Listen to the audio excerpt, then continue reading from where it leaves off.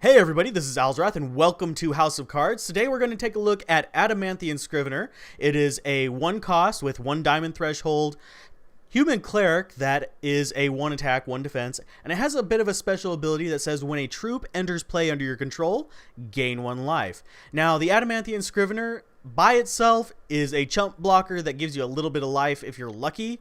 Now by itself I honestly wouldn't see it as a really big first pick, but in constructed it actually can be semi-useful in combinations. While I wouldn't base a deck around using this card in the combos, it can be a useful tool in conjunction with other strategies.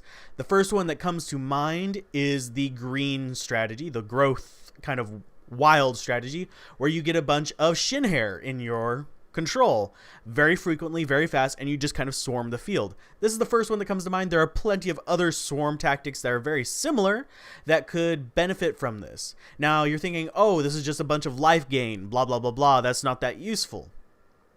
The way this becomes useful is if you should happen to just pair this with a Righteous Paladin. Now, I'm going to pop up the card on the screen right now. The Righteous Paladin is a 2/2 creature that when you gain health, this troop gets a permanent +1/+1. It's not about this creature, but that is a combo that I just see just skimming over the cards right at first. That is something to consider.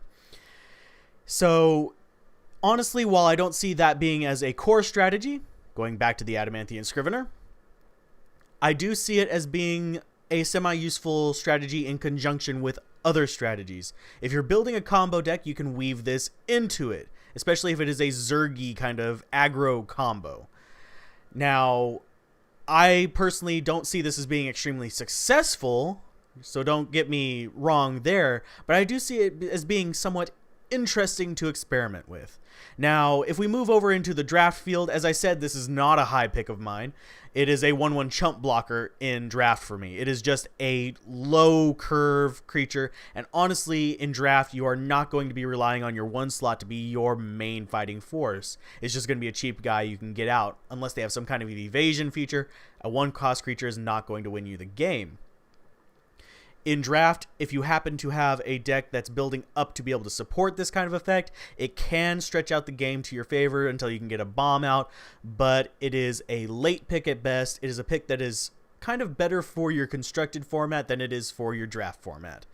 This is reason I'm going with this on the very first episode of House of Cards, is because this actually fits into something that I mentioned in the Friday Night Hex, in that this is an example of a D card, which is your dregs or dudes, that can actually be useful in constructed. So I hope you guys enjoyed this. If you do, be sure to like, comment, subscribe, and be sure to check out future episodes of House of Cards. Be sure to check out other episodes that have cards that you're interested in.